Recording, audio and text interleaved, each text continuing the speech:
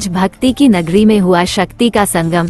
मीरा नगरी मेरता सिटी में आज पहली बार मीरा बाल मंदिर में विराट हिंदू शक्ति संगम एवं त्रिशूल दीक्षा समारोह का हुआ आयोजन का शुभारंभ संत रामनिवास शास्त्री, उत्तराधिकारी रामधाम देवल, मनहत हरिनारायण, दादू आश्रम छत्री धाम, संत विनोद बाईसा, राम सभा धाम महावीर नगर, नीरज दोनेरिया, बजरंग दल राष्ट्रीय संयोजक ने वैदिक मंत्रोच्चारण के साथ भारत माता, भगवान बजरंग बली माता व भगवान श्री राम की तस्वीर पर माल्यार्पण, दीप प्रज्वलित कर किया।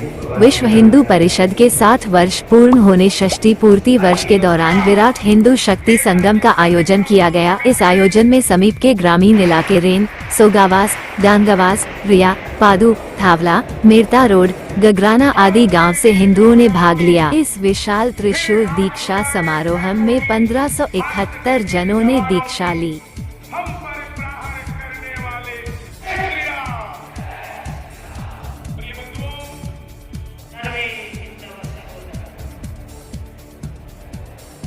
ये अनुसंधान किया था और उस अनुसंधान में से ही अपनी सत्य सनातन धर्म की जो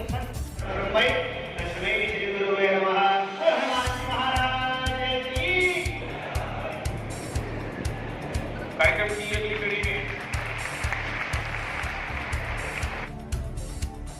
अभिनंदन करें चंद्रप्रकाश जी, अभिनंदन जी और दिलीप जी। थोड़ा जोर करके आए जिनका नाम हमने लिया है। चंद्रप्रकाश जी जामगिरी,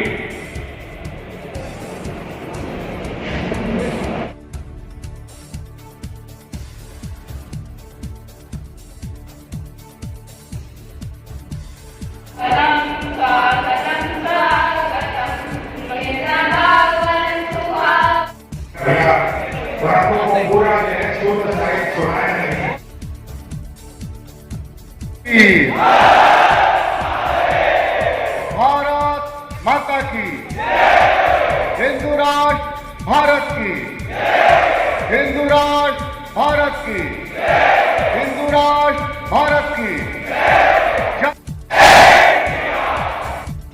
समाज के आए हुए वरिष्ठ नागरिक बंधु, मेरी माता बहनें, जो निर्णय हुआ उस दिन श्री कृष्ण जन्माष्टमी थी 30 तारीख को, इसलिए विश्व हिंदू परिषद ने तय कर लिया कि विश्व हिंदू परिषद का स्थापना दिवस की कोई डेट और दिनांक नहीं बताएंगे, सिर्फ श्री कृष्ण जन्माष्टमी 1964 को विश्व हिंदू परिषद की स्थापना हुई ऐसा ही कहेंगे। तो 20 जनवरी 1964 से लेके और अभी 2024 श्री कृष्ण जन्माष्टमी के दिन विश्व हिंदू परिषद के 60 वर्ष पूर्ण हो गए। यह जो 60 वर्ष पूर्ण हुए इसमें विश्व हिंदू परिषद ने क्या उपलब्धि हासिल की है? राष्ट्र जागरण में भूमिका मुसलमान रहेंगे और भारत में हिंदू रहेंगे।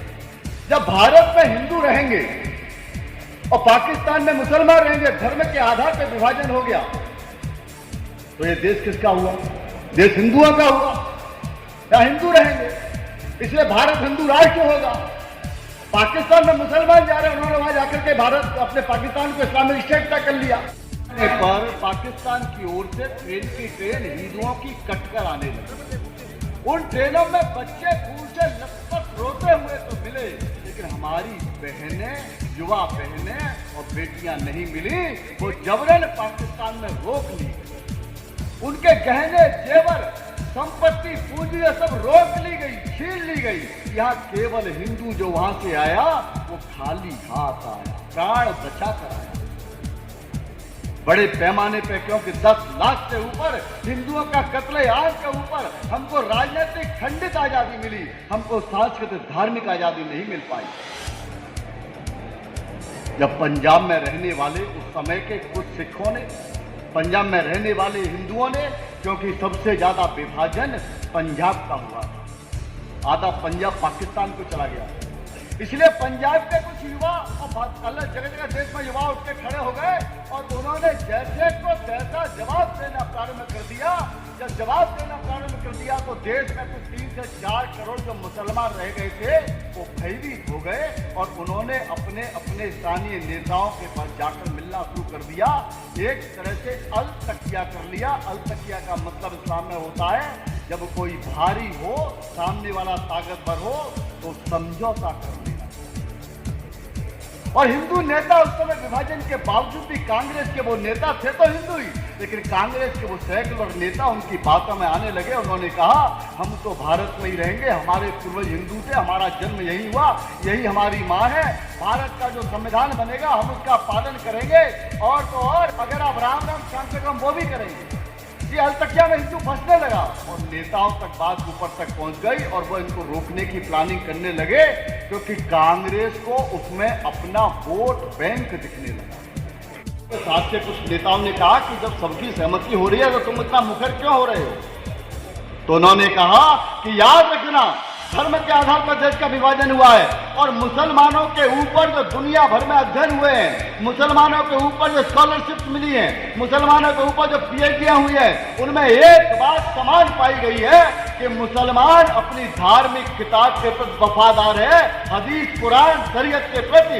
वह भारत में हिंदुओं को कभी अपना स्वजन अर्थात भाई नहीं मानेगा। यह डॉक्टर भीमराव अम्बेडकर ने टेबल ठोक के कहा। उनकी ये दूरदृष्टि 1984 आते आते हम सबके सामने आ गई। इस देश के अंदर हमने जिनको आश्रय दिया था, जिनको भारत के विभाजन के बाद भी यहां रखा था, जिनको संविधान में कुछ जगह दे दी थी, जिनको भांति भांति की सब्सिडी दे दी थी, उन्हीं लोगों ने भारत के संविधान को मानने से इनकार करते हुए और अपने आप को इस्लामिक जिहाद और शरीयत के मार्ग पर चलाना प्रारंभ कर दिया। जम्मू कश्मीर की घाटी में बाप के सामने बेटी का बलात्कार, भाई के सामने बहन का बलात्कार, उसकी जांघों पर लिखा अल्लाहू अकबर, उसके सीधे पर लिखा पाकिस्तान जिंदाबाद, सामूहिक नरसंहार, सामूहिक गैंग रेप हुए। इतना नहीं, उनकी लाशों को काटकर और सड़कों पर फेंका गया।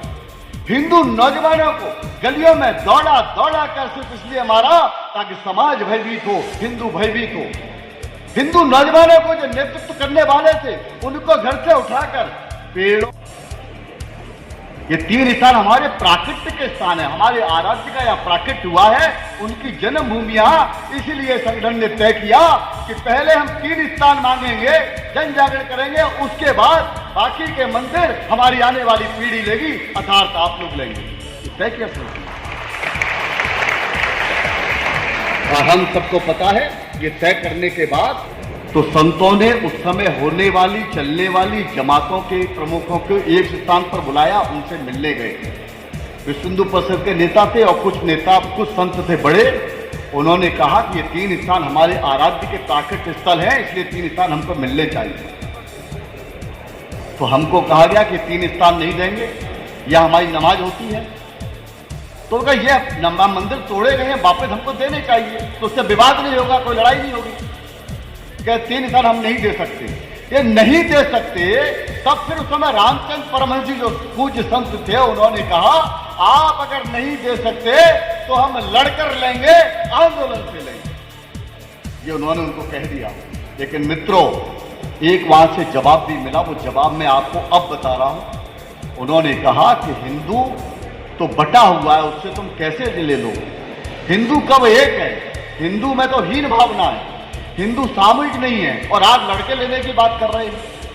यह बात उनको सुनने के बाद कहा कि हाँ हम लड़कर ले लेंगे, लेकिन बाहर आने के बाद में विश्व हिंदू परिषद ने तय किया कि हम संपूर्ण देश के अंदर रहने वाले हिंदू को सामूहिक करेंगे, संगठित करेंगे, जागृत करेंगे और शक्तिशाली हिंदू के सामर्थ्य के आधार पर ये 3 स्थान उन्हें प्राप्त करेंगे, छीन लेंगे। तय किया।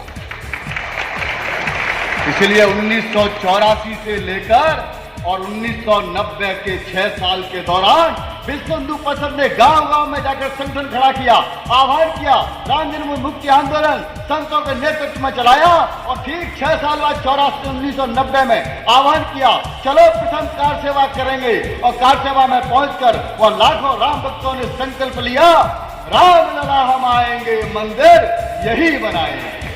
हिंदू